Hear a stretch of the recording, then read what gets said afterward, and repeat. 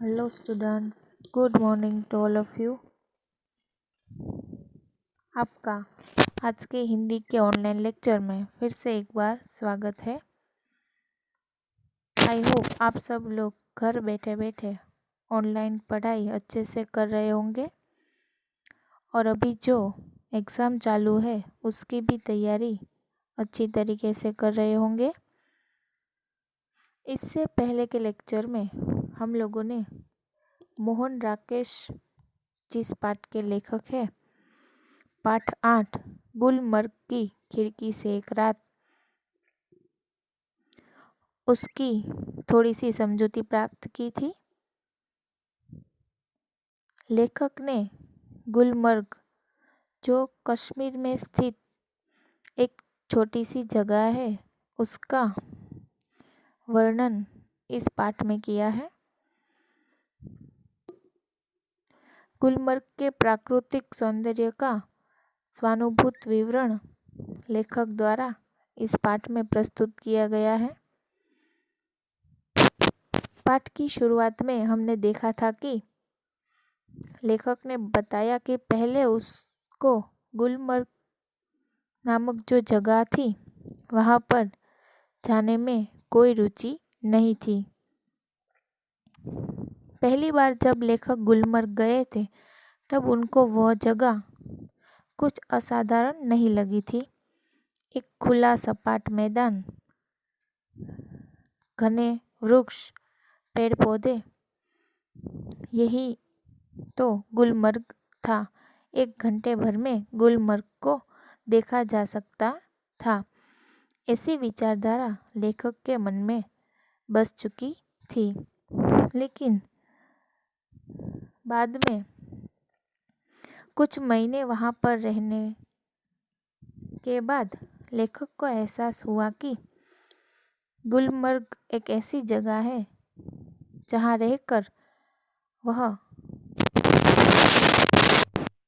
अंदर से पहचान सकते हैं। वहाँ लेकर लेखक को इस शहर से एक अनोखा लगाव हो चुका था। वहाँ पर कांपती तितलियाँ, बर्फ से घिरी हुई चमकती पहाड़ियाँ और कई अलग विस्तार से लेखक का दिल जुड़ चुका था। आगे हम लोगों ने देखा था कि लेखक कहते हैं कि वहाँ पर जिस ओर देखो हरियाली ही हरियाली नजर आती है। नीचे हरी घास है तो आकाश पर भी नज़र उठाते हुए देखा तो ऊंचे ऊंचे वृक्षों से हरियाली आकाश तक छाई हुई नजर आती है। उन हरियाली के बीच नए नए रंग के फूल भी दिखाई देते हैं। हर एक क्षण नया अनुभव होता है और नए रोमांच की सृष्टि होती है। लोग जो वहाँ पर घूमने आए होते हैं वह हरी भरी घास पर बैठने का आनंद लेते हैं। सैलानी घोड़े सवारी का मज़ा लेते हैं। सैलानी यानी कि वहाँ पर जो लोग घूमने के लिए आते हुए होते हैं उसे सैलानी कहते हैं।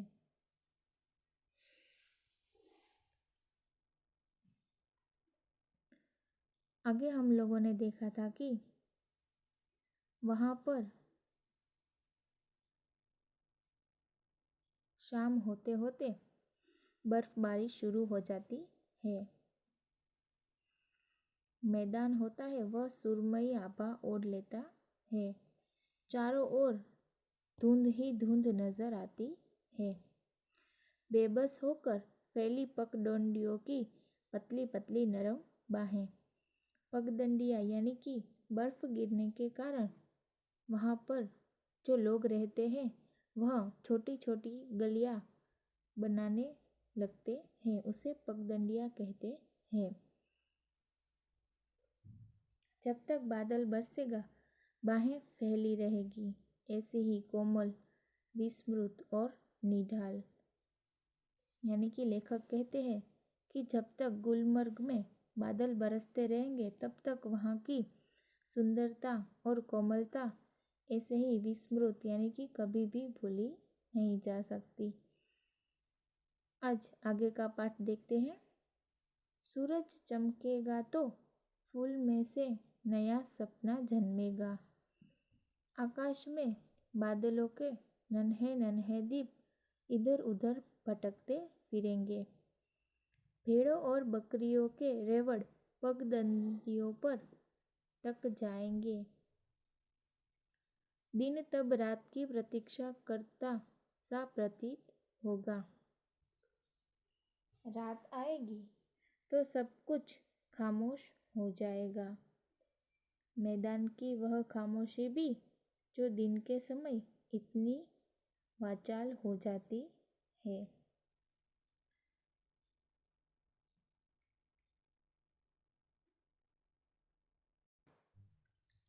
सूरज चमकेगा तो फूल में नया सपना जन्मेगा।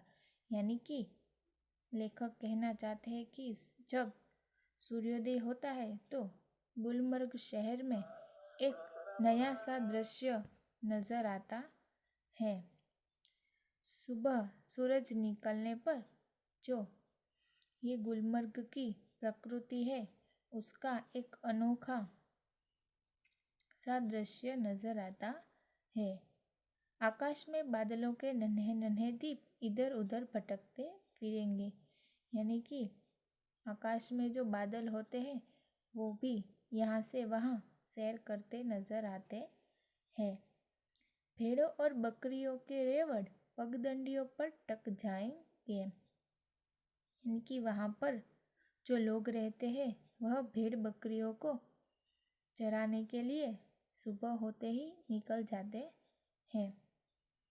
रेवड़ रेवड़ यानी कि जो भेड़ बकरियां होती है उनका समूह, एक साथ जो भेड़ बकरियां निकल जाती है उनका जो समूह होता है उसे रेवड़ कहते हैं।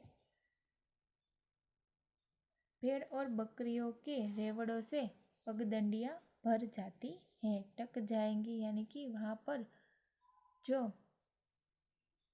भेड़ बकरियां एक साथ रेवड़ में चलती है तो वह भर जाती हैं, पगडंडियां भर जाती हैं। जो दिन के समय इतनी वाचाल हो जाती है। यानी कि दिन के समय सब लोग अपनी अपनी चहल पहल शुरू कर देते हैं और अपने कामकाज में व्यस्त हो जाते हैं।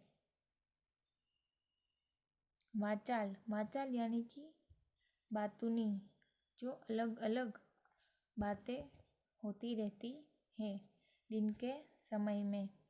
ऐसा लेखक कहना चाहते हैं कि रात के बाद जो नई सुबह होती है, नया सूरज चमकता है तो वह नया सपना लेकर आता है। एक नया दृश्य गुलमर्ग का आँखों के सामने चमकने लगता है। आकाश में बादले सैर करने नजर आते हैं।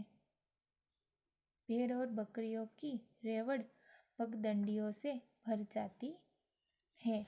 और लेखक कहते हैं कि रात की जो खामोशी है वह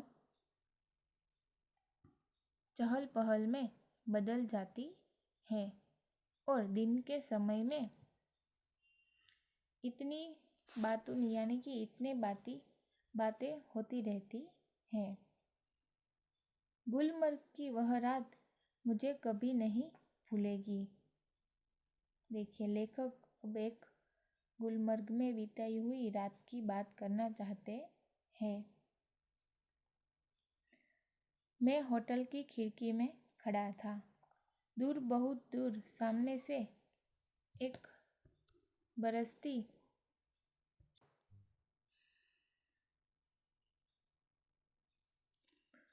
मैं प्रतीक्षा कर रहा था कि कब वह मुझ तक पहुँचे और मुझे अपने में लपेट ले। बरसती घटा में गिर जाने से बड़ा सुख मैंने बहुत कम जाना है। घटा ऊपर से गिर आए और व्यक्ति को छोटा करके उस पर छा जाए, यह इससे अलग स्थिति है।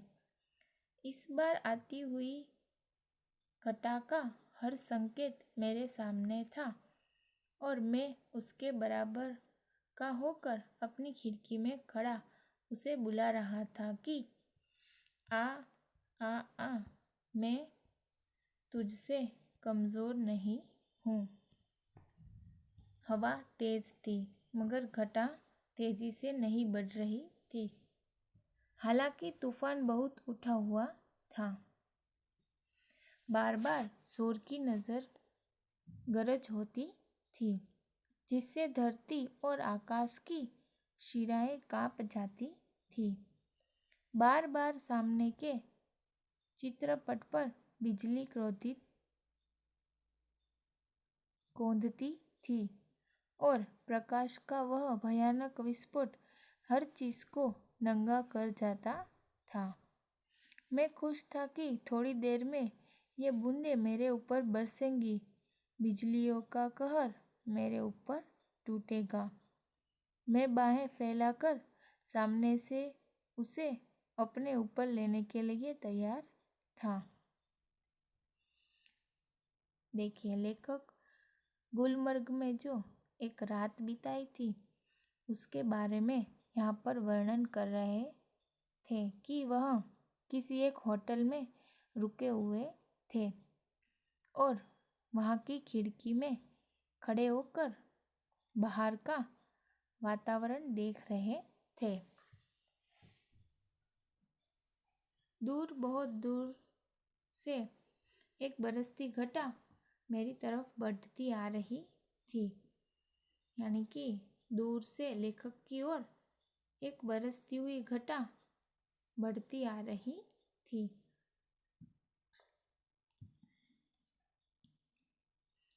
मैं प्रतीक्षा कर रहा था कि कब वह मुझ तक पहुँचे और मुझे अपने में लपेट ले।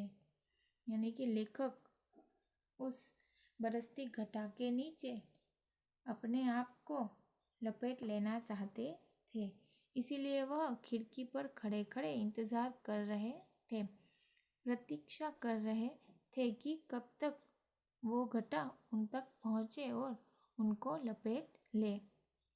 बरसती घटा में गिर जाने से बड़ा सुख मैंने बहुत कम जाना है। देखिए, लेखक जो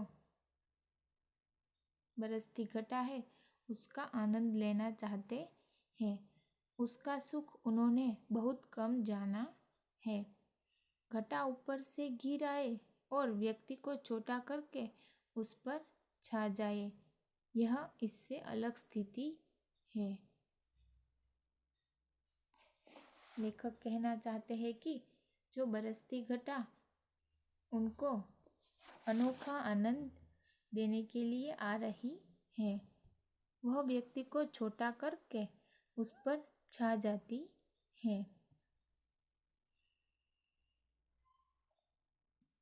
इस बार आती हुई घटा का हर संकेत मेरे सामने था और मैं उसके बराबर का होकर अपनी खिड़की में खड़ा रहकर उसे बुला रहा था। देखिए, लेखक को उस घटा के नीचे बारिश में भीगना था, इसीलिए वह खिड़की में खड़े रहकर उस घटा को बुला रहे थे। हवा तेज थी मगर घटा तेजी से नहीं बढ़ रही थी। हालांकि तूफान बहुत उठा हुआ था। देखिए, लेखक कह रहे हैं कि जब वह उस रात को खिड़की में खड़े थे तब वहाँ हवा तेज थी और तूफान भी जोरों से उठा हुआ था। बार बार बिजलियाँ गरज रही थी।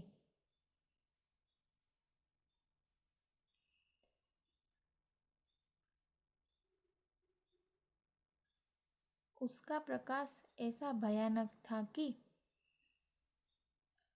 अचानक से हर एक चीज को नंगा कर जाता था। यानी कि बिजली का प्रकाश होने के कारण अचानक से सब चीजें दिखाई देने लग रही थी।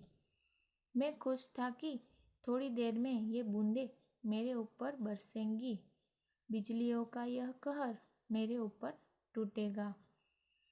लेखक खुश हो रहे थे कि थोड़ी देर में जो बरसाती घटा आ रही है वह उनके नज़दीक पहुंच जाएगी और उनके ऊपर बारिश की बूंदें बरसने लगेगी। मैं बाहें फैलाकर सामने से उसे अपने ऊपर लेने के लिए तैयार था। लेखक कह रहे हैं कि मैं अपनी बाहें फैलाकर अपनी इच्छा से उनको अपने ऊपर लेने के लिए तैयार था, मगर अचानक हवा रुक गई। बढ़ता हुआ तूफान जहाँ का तहाँ ठिठक गया और दूर ही पर कटे पक्षी की तरह दम तोड़ने लगा। देखिए, लेखक कब से खिड़की पर खड़े होकर इस बरसाती घटा का आनंद ले रहे थे और इंतजार कर रहे थे कि कब यह बारिश की बूंदें उन पर गिरेंगी और वह उसका आनंद ले पाएंगे। लेकिन अचानक से हवा रुक गई। तूफान है वह भी जहाँ का तहाँ ठिठक गया। ठिठकना यानी कि रुक जाना, रुकना। तूफान रुकने के कारण बरसात भी रुक गई।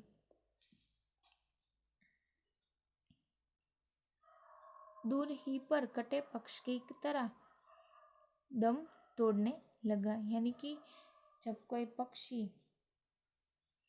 कट गया हो या उसे ईजा पहुंची हो तो वह दम तोड़ने लगता है। ऐसे ही जो तूफान है वह भी ठहर गया और टूटे हुए पक्षी की तरह दम तोड़ने लगा। बिजली की सांस रुकने लगी और मेरी भी, क्योंकि हवा के रुक जाने से मुझे भी बहुत ऊंचे आसमान से नीचे आना पड़ा था। देखिए, लेखक कहते हैं कि बिजली की सांस रुकने लगी, यानी कि जो बिजली हो रही थी वह भी अब थोड़ी बहुत कम हो गई थी और हवा के रुक जाने के कारण मुझे भी ऊंचे आसमान से नीचे आना पड़ा। यानी कि लेखक ने जो पहले से अपने मन के अंदर इतने सारे ख्वाब बना लिए थे और इतनी सारी इच्छाएं जगा ली थी कि कब बरसाती घटा उनके ऊपर आकर बरसे, तो ये उनका जो सपना है वह टूटने लगा था और उन्हें भी ऊंचे आसमान से नीचे आना पड़ा। ये एक कहावत है, ऊंचे आसमान से नीचे आना, यानी कि जो बात हम सोचने लगे हो वहाँ से सीधा नीचे आना। तूफान का झोंम उतर गया और उसके साथ ही मेरा भी। तूफान का झोंम यानी कि जोर, जितने जोरों से तूफान आ रहा था वह उतर गया और उसके साथ लेखक का भी जो जोर था, जो इच्छा थी, वह भी टूट गई। मैं उसके बराबर का कभी नहीं हो सका। इसके साथ लेखक यह सोचते हैं कि मैं उसके बराबर का कभी नहीं हो सका।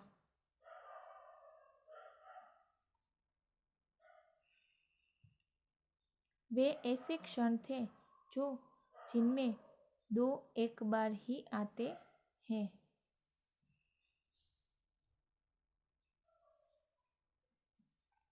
लेखक कहते हैं ऐसे क्षण जीवन में एक दो बार ही आते हैं। गुलमर्ग में रहते हुए ऐसे क्षण हर किसी के जीवन में किसी न किसी रूप में अवश्य आते होंगे। तभी तो मुद्दत तक वहाँ रह चुकने पर भी कोई आकर्षण व्यक्ति को फिर खींचकर वहाँ ले जाता है। वरना वहाँ है क्या? एक खुला सपाट मैदान। ज़्यादा गोल्फ खेली जा सकती है। व्यक्ति क्यों बार बार वहाँ जाना चाहता है? क्या गोल्फ खेलने के लिए?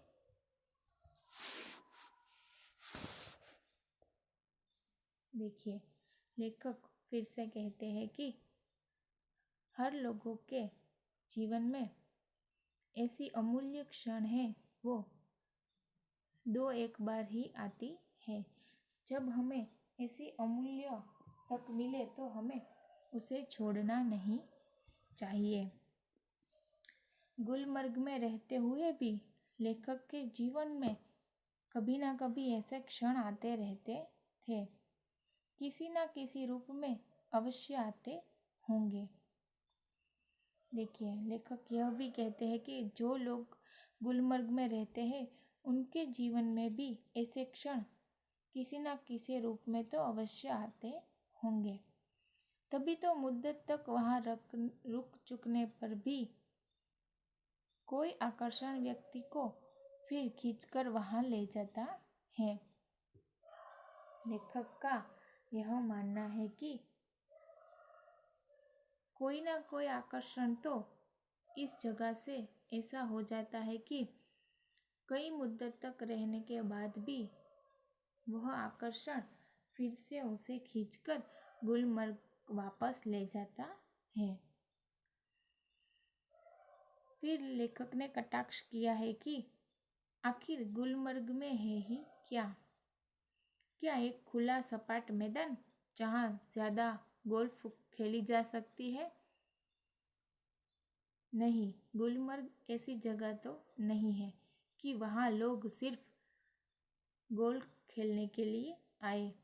वह ऐसी प्राकृतिक और रमणीय स्थल है जहाँ पर बार बार जाने को मन करता है।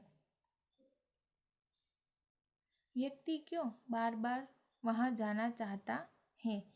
क्या गोल्फ खेलने के लिए? तो लेखक ने पाठ के अंत में सवाल किया है कि क्या वहाँ सिर्फ लोग गोल्फ खेलने के लिए ही जाते हैं? तो ये बात सच नहीं है। गुलमर्ग सच में कश्मीर का एक ऐसा प्राकृतिक स्थान है जहाँ लोग उनकी प्राकृतिक शोभा और प्राकृतिक स्थल देखने जाते हैं।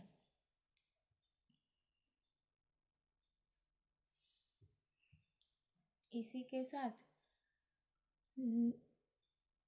मोहन राकेश जो इस पाठ के लेखक हैं, उन्होंने वहाँ का अनुभव हमारे साथ इस पाठ्य पुस्तक में शेयर किया है कि गुलमर्ग की खिड़की से एक रात जो उन्होंने बिताई और उनका जो अनुभव है वह हमारे पाठ्य पुस्तक में दिया गया है।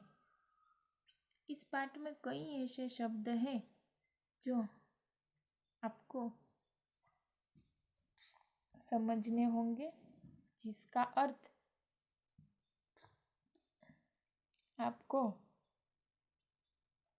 अच्छी तरीके से पाठ समझा सकता है। मैंने बीच बीच में आप सभी को जो कठिन शब्द है उसके अर्थ बताए हैं, तो आप सब लोग इस शब्दार्थ को अपनी फेयरबुक में नोट डाउन करते जाना, ताकि आप जब पाठ के क्वेश्चन आंसर लिखे तो वह शब्द आपके समझ में आ जाए।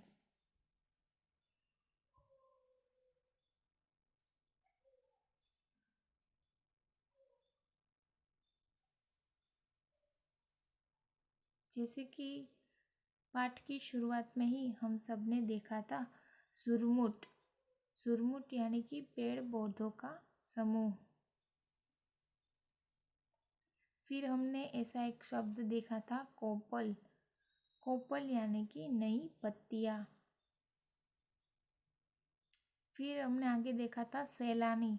सैलानी यानी कि घूमने के लिए आए हुए लोग। आपको यहाँ शब्दार्थ दिए गए हैं लेकिन वो बहुत थोड़े ही हैं। कई ऐसे शब्द हैं जिनका अर्थ जानना आपके लिए बहुत ही सही साबित होगा, जो आपको आगे क्वेश्चन आंसर के लिए भी उपयोगी रहेगा।